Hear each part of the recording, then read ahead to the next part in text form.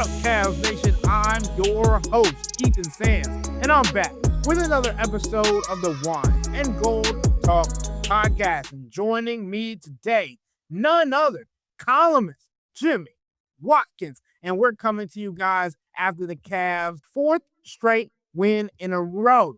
119-117 over the Denver Nuggets. It ends an excruciatingly long road trip, 5 games out west that the Cavs had to handle. They went 4-1 on this trip. I think it was huge, particularly because of the trade deadline that they had to maneuver around. And tonight's game, if not satisfied from the game against Sacramento a couple of days ago, this showed why the Cavs went and got James Harden. It was not just because of the scoring late in the game, which was phenomenal, but it was the passing acumen, the ability to read, the ability to slow the game down when it gets into those last couple of moments, deciding whether to let Donovan Mitchell run or to take a step back three and drain it. And Jimmy, I think as far as we've talked about the Darius Garland stuff, the James Harden stuff, when it comes to that trade in particular, obviously Darius Garland brought a lot to this team, brought a lot to the city,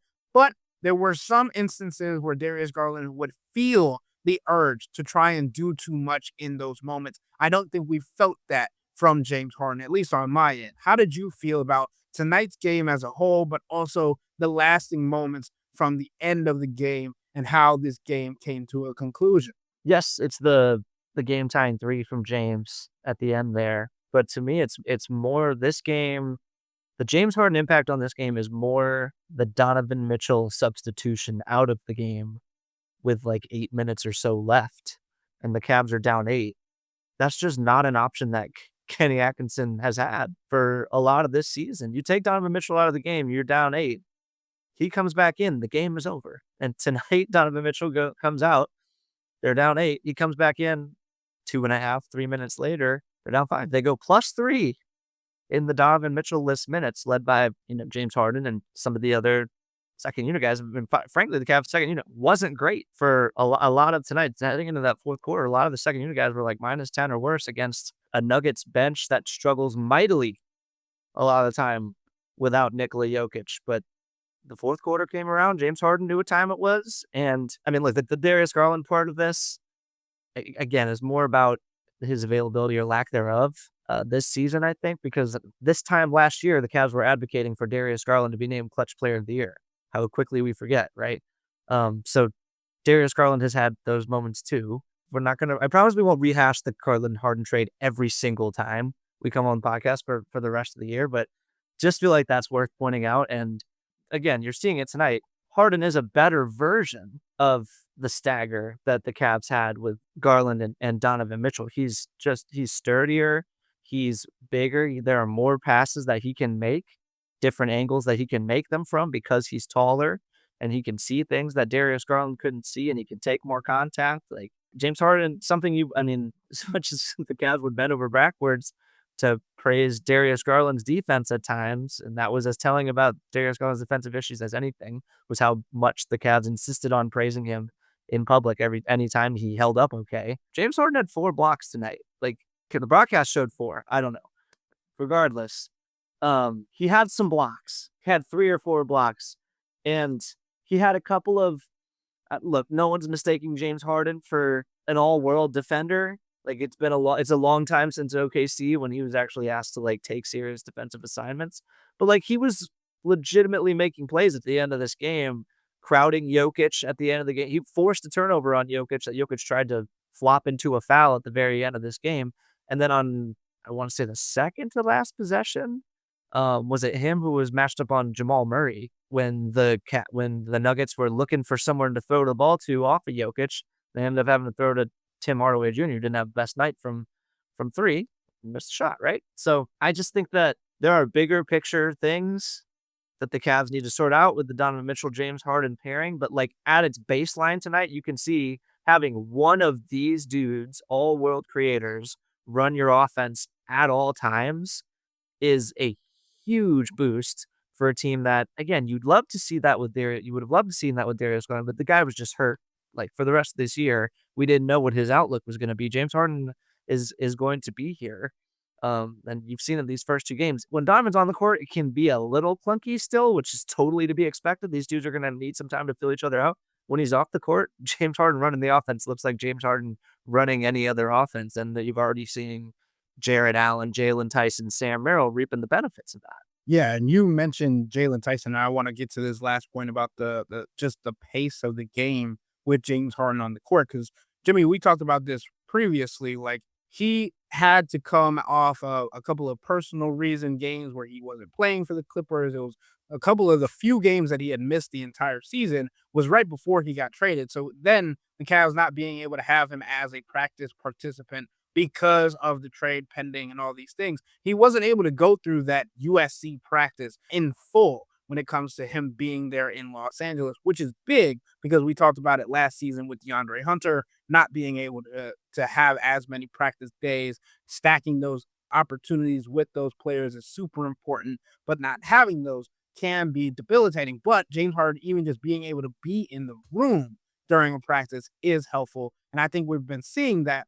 Plus, when it comes to the pace of play, there was today, obviously in Denver, everybody knows that it's hard to breathe in Denver. So, according to Chris Fedor of cleveland.com, and he told this to our subtext subscribers, James Harden went through an extensive workout and then ran the arena steps in the altitude at shoot around today ahead of tonight's game, and then played in the longer stint before when Donovan Mitchell comes out in the first stint of the first quarter, whatever.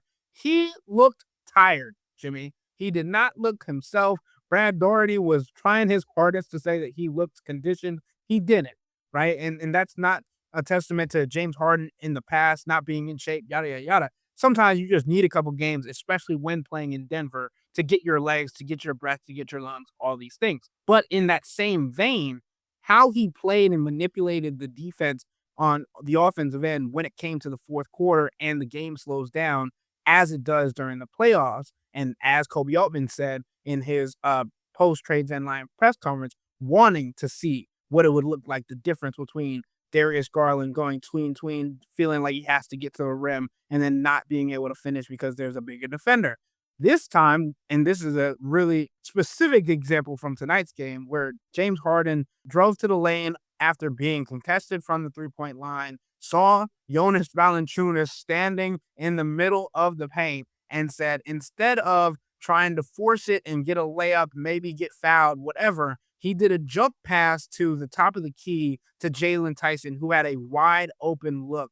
And obviously, Jalen Tyson came into tonight's game as the second best three-point shooter in the entire NBA. So that just creates a better look than potentially what the Cavs would have had even just a week ago. And I think it's important because of the pace of play that the Cavs have been playing before James Harden got here, and then also trying to adjust to his style. And sure, Donovan Mitchell still plays like a man with his head caught on fire, 100 miles an hour getting down the court. And that's what we saw to win the game, get a foul, and then get to the line. And James Harden was still in the backcourt when that was happening.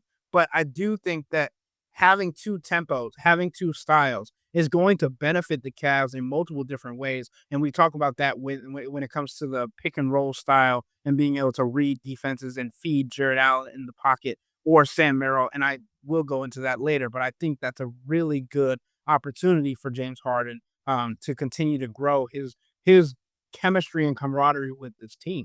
Yeah, I mean, to your point about the difference between Darius going tween and James running pick and roll, like, again, to dumb it down in caveman's terms, just by virtue of James being so much taller and stronger, he can just move more efficiently on the basketball court. He's got burst, but he can get by a guy in one dribble. He can throw his shoulder into somebody and create contact. Sometimes he can, let's say, manufacture some of that contact. James Harden, like you're saying, started the game slow. He was 2 for 7 from three. Might not have had his legs. 6 free throws, 6 big free throws in a 2-point game. That often, like, Darius Garland is just not that guy. He's not getting to the line. So even when James Harden doesn't have it, he's going to be able to find ways to manufacture opportunities for himself or others with simple gestures. Like you mentioned the point about James Harden not having practice and kind of comparing that to DeAndre Hunter. I think it's a bigger deal for everyone else to not have practiced with James Harden than it is for James Harden to not have practiced with them, right? Because it's like, I don't know, James Harden goes out there, it's like it's the James Harden offense now. And it's not seamless by any means, but there is an element to this where it's just like James goes out there. It's kind of like high level pickup. Like, let's run some pick and roll and I'll just read the game. And because he reads the game at such a high level, I'll react to the defense. I know what everyone else's strengths are. We've done a couple of film sessions here. So you guys do what you do and I'll play to everyone else's strengths and I'll read this defense. It's been an elite offense. That what I just described, I mean, more bells and whistles on it, and there will be more bells and whistles on it eventually. There have been. But that basically right there has been the basis of top 5, top 10 NBA offense for the last decade or so. And I mean, it really is crazy how in some of these lineups you can just plug and play. You can just plug and play the guy. I think the Cavs definitely missed Dean Wade and Evan Mobley tonight on the defensive end. But 2 games into this trade, all of the moving parts, I mean, the Cavs have been down guys. Offensively, you have to be optimistic about the fit. To close out the James Harden point, because I don't want to beat a dead horse, like it's the reliability of it and the fact that James Harden was playing the power forward at multiple different times tonight because of the lack thereof of reliability from other players and still coming away with 10 rebounds at 6'5".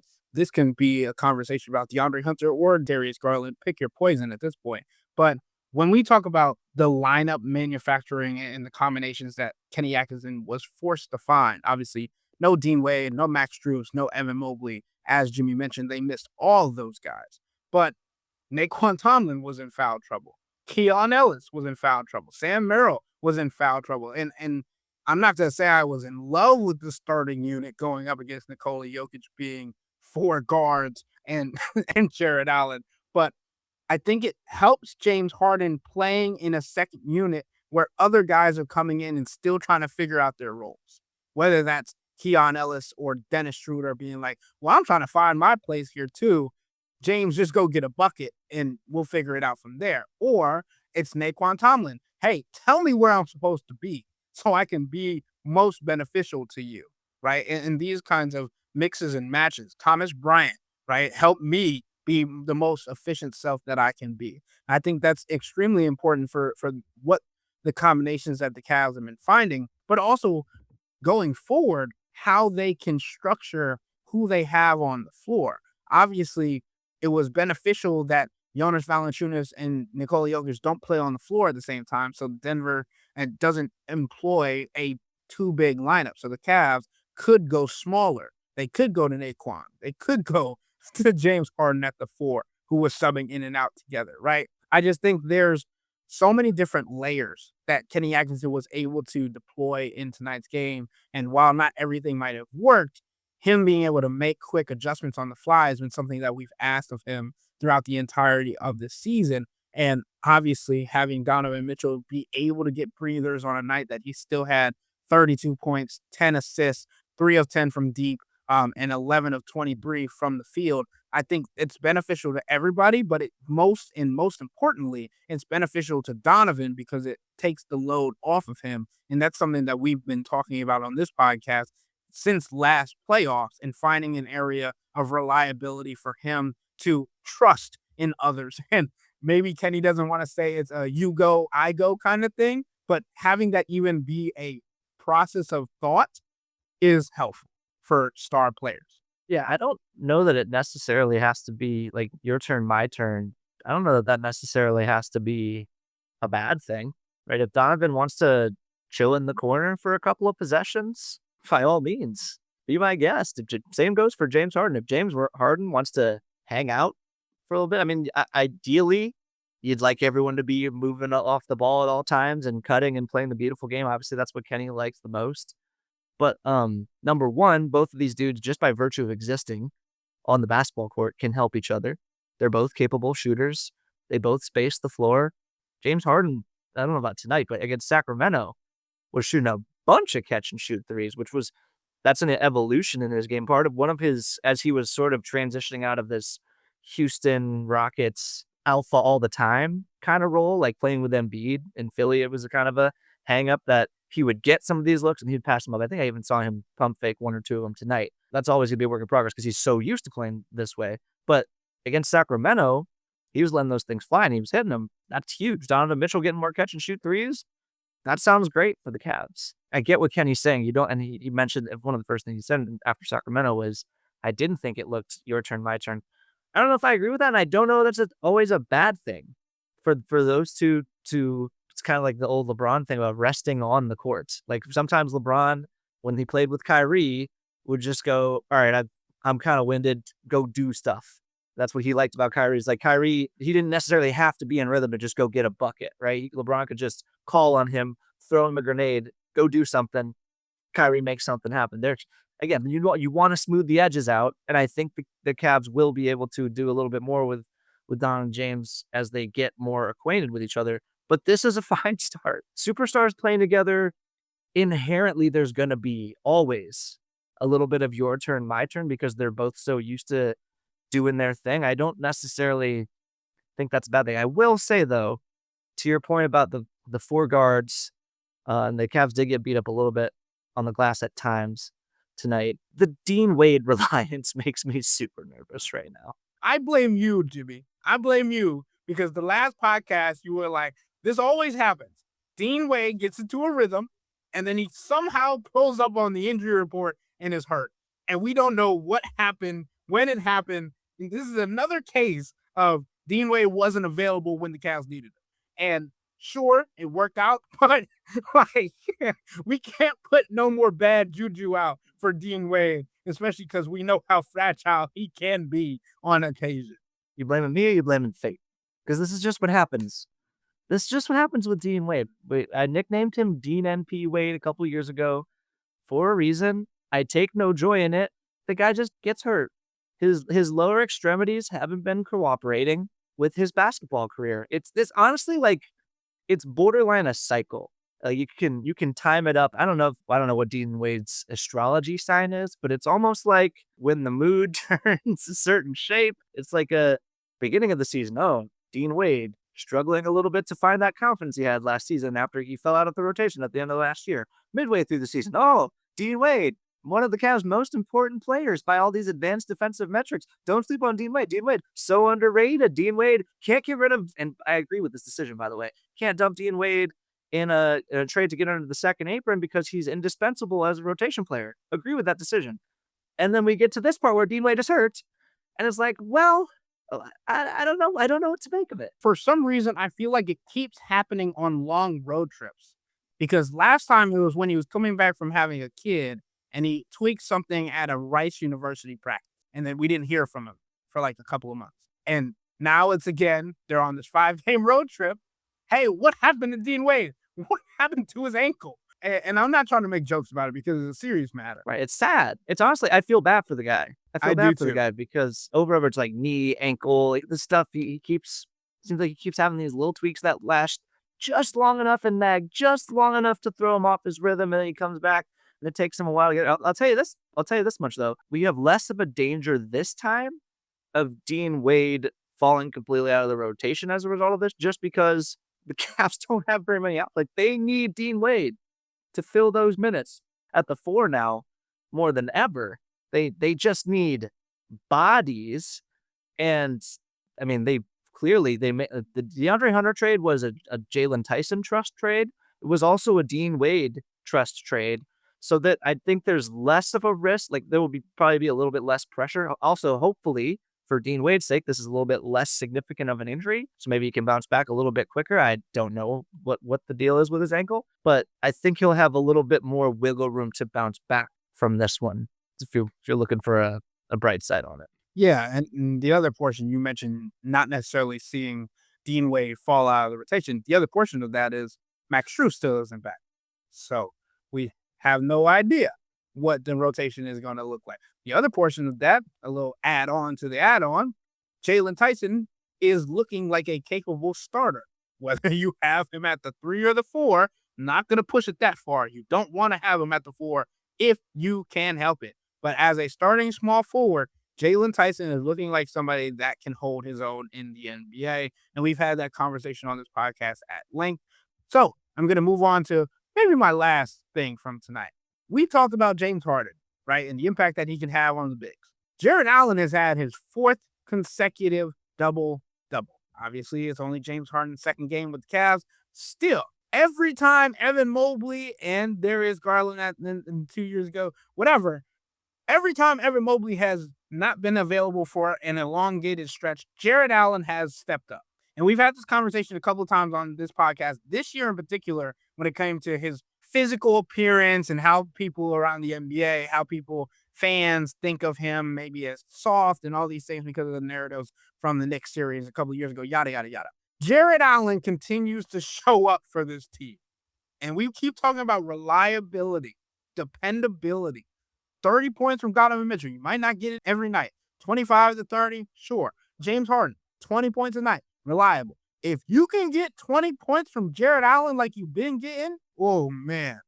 At least, obviously, it's difficult to see him getting that when everybody gets healthy. But during this stretch run, when Evan Mobley is unavailable, during this stretch run, however long Dean Wade is going to be unavailable, however long Max Strus is going to be available, the Cavs need Jarrett Allen, and James Harden is consistently making him better already.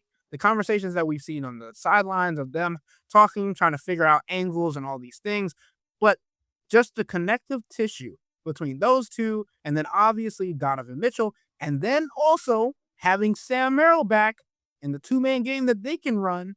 I just think there's more options and more people, players, trying to get Jarrett Allen involved. And by proxy, that means he's touching the ball more offensively, which then again makes him more engaged defensively.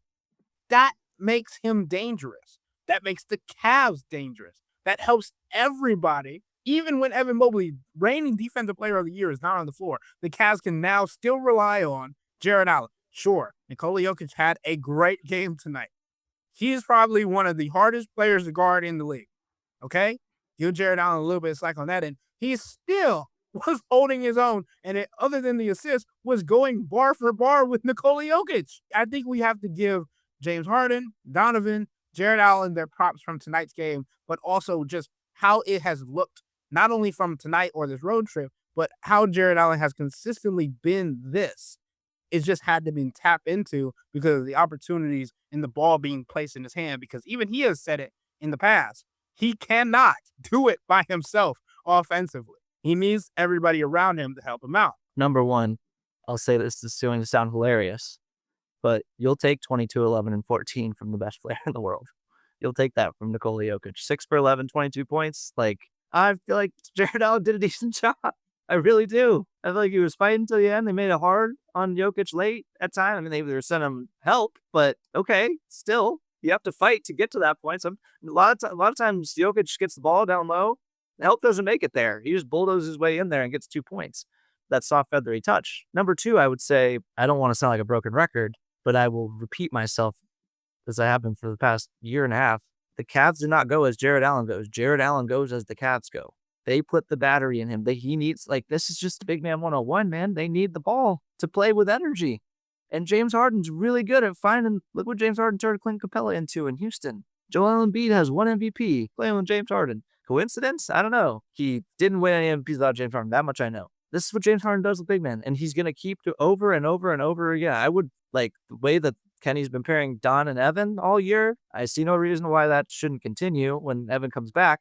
And then James and Jarrett can recreate the energy, can build on the energy. They can be better as a pick-and-roll duo than Darius and Jarrett were. Like, I don't think that's crazy to say at all. This has been a great stretch for Jarrett Allen in general. Before James Harden got here, he's been balling. But this game in particular, doesn't this game, for the people who would say this sounds a little bit like Groundhog Day and like they don't really care what Jarrett Allen, oh, Jarrett Allen's on another great regular season stretch. Cool. Wake me up when he does it for 5 games in a row in April and May. First of all, totally fair. We've seen this movie before with Jarrett Allen. You want to see it transfer over? You should still have your guard up. I get that. But didn't tonight's game feel like the kind of game that Jarrett Allen might tend to fade from? Otherwise, Nikola Jokic, super difficult guard. Jonas Valanciunas shoulder checking Jarrett Allen in the face late in the game. There were some moments where, like, Jarrett Allen gave up a offensive rebound on a missed three-pointer to, I don't remember which guard it was, but a guard who shot the three-pointer. Like, Jarrett Allen was the guy who contested him, and the guard beat him to the rebound. Okay, there were some low moments there. In other circumstances, when the Cavs maybe weren't getting Jarrett Allen involved as much, this would be a recipe for Jarrett Allen to fade from the game and for everyone to dig into their meanest tweets and say that Jarrett Allen disappears from games and he's not tough enough for these kinds of environments. The Denver Nuggets are pending Aaron Gordon's hamstring, could very well be in the finals. Like, they are that good. When they are healthy, they can absolutely go toe to toe with anybody in the Western Conference, including Oklahoma City. They took them to 7 last year with Aaron Gordon playing on like 1.5 legs. So you better believe that if that team gets healthy with the work they've done in free agency, they can push OKC even further. This is a championship level team that the Cavs beat on the road on the end of a really long road trip while onboarding a new star player without any practice. And Jarrett Allen deserves a ton of the credit for the energy. He just kept fighting. Even if he wasn't getting every rebound, they kept involving him. He kept fighting against Jokic. Even when Jokic would get some tough buckets, he eventually started getting rebounds. He was secure. He had a possession late that they called a loose ball foul on him, called a loose ball foul on the guy who was guarding him, that kept possession at a crucial point in the game. Like, it's February. Nobody cares. I get it. But this is why having James Harden for Jarrett Allen matters a ton, because like we said at the top, he's taller. He's frankly a better passer than Darius, but he could also see more passing angles than Darius. There are going to be more opportunities to get Jarrett Allen involved, and that's going to unlock everything else for Jarrett Allen. Will that hold up in the playoffs? All I can tell you is I hope, but I'm more optimistic. I can't guarantee anything, but I'm more optimistic given that James Harden is in the fold now. And the other thing about what James Harden can do is that because James Harden will be showcasing Jarrett Allen on a more consistent basis, I feel like that shows to everyone else, man, Jarrett can do all this stuff. They're going to be looking for him more consistently. It's a trickle-down effect. Exactly. That's what I was trying to say about the Donovan to Jarrett connection, Sam to Jarrett connection, James to Jarrett connection. And I know, and I'm still not sold on James Harden as a defensive player. I know he had 3 blocks. He had more blocks in tonight's game than Jarrett Allen did. I'm still not sold on James Harden as a defensive player, but he's 6'5". He's bigger than Darius Garland. He has a better read on defense than Darius Garland did. He's able to read when it's necessary to help defend. I know there were multiple times where Jarrett Allen is getting backed down by either Nikola Jokic or Jonas Valanciunas. He's like, please, somebody over the height of 6'2", help me, because I am getting bullied here, but I'm holding my ground to a point where it's difficult for them to decide whether they're going to do a turnaround fadeaway, a layup, a hook shot. While they're making this decision, somebody come help me. James Harden was usually that guy. Sometimes it resorted into a Naquan Tomlin foul or all these things, but that's when the IQ kicks in, right? You see the difference when James Harden would come in for a strip steal or be waiting patiently for that big man to rise up and then get the block off the backboard. All of these things are areas where Darius Garland simply couldn't do it because he was too small,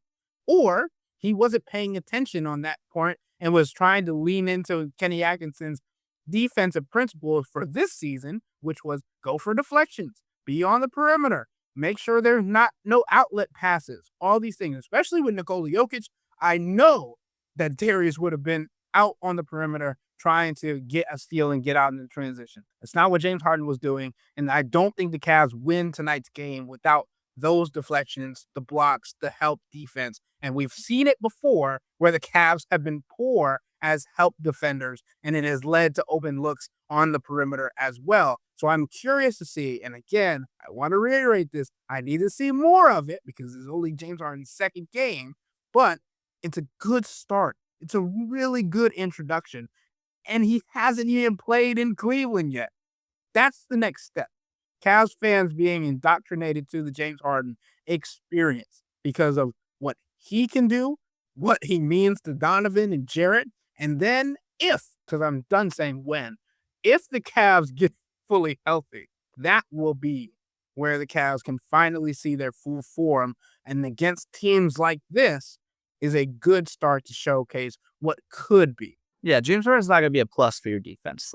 We'll make that part clear. Like, the Cavs are getting beat pretty good in transition early on in this game. Wouldn't call James Harden a maven of transition defense. He's going to get beat down the floor every now and again. He's going to shoot 3-pointers and fall down trying to draw a foul, and he's going to sometimes not cross half court. That's going to be part of the experience. You're going to be frustrated by it. Prepare yourself. But the good outweighs the bad. Again, here in February, James Harden is another person on the long list of Cleveland Cavaliers. Welcome to the list, who have a ton to prove during the playoffs this year. But for right now, like, the Cavs, watching these first 2 games, knowing what's still on the bench, knowing all the chemistry, knowing what still needs to be ironed out over practices and just experience of playing together, the Cavs feel like a regular season big time team again. I agree. And to your point about transition defense, Jimmy, I'm still worried about it, especially because we talked about the conditioning of James Harden. Sure, maybe after a couple of games, he'll get back to his ready self. But the Denver Nuggets are the 5th worst team in pace. So when they came out and were running the floor, I was very worried, and then I recognized that Nikola Jokic had to have the ball for them to be successful. Best player on the court knows the scout. He knows what the Cavs aren't very good at. You'll throw it over your head. He's capable of doing that. I would also say, to your point about, like, somebody please help me, if James Harden being the bigger guy on defense to, I don't know, Band-Aid over the Cavs issues on the perimeter tonight, like, it's just another underline to what we said earlier. Dean Wade, rest up, buddy.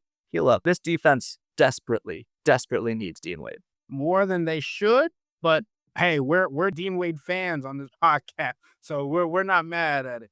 But okay, the Cavs are now 33-21 on the season. They're still the 4th seed in the Eastern Conference. The Cavs have now won 4 straight games and have improved to 16-5 since December 29th, which is the best record in the NBA over that span. They're 11-2 since January 14th and 10-2 over their last 12 road games. But they return to Rocket Arena for Wednesday as they welcome in the Washington Wizards and hope to continue their win streak against the newly revamped, but still injured, Washington Wizards. But with all that being said, that'll wrap up today's episode of the Wine and Gold Talk podcast. But remember to become a Cavs insider and interact with Chris, me, and Jimmy by subscribing to Subtext. Sign up for a 14-day free trial or visit cleveland.com/Cavs and click on the blue bar at the top of the page. If you don't like it, that's fine. All you have to do is text the word STOP. It's easy, but we can tell you that the people who sign up stick around because this is the best way to get insider coverage on the Cavs from me, Chris, and Jimmy. This isn't just our podcast, it's your podcast. And the only way to have your voice heard is through Subtext. Y'all be safe. We out.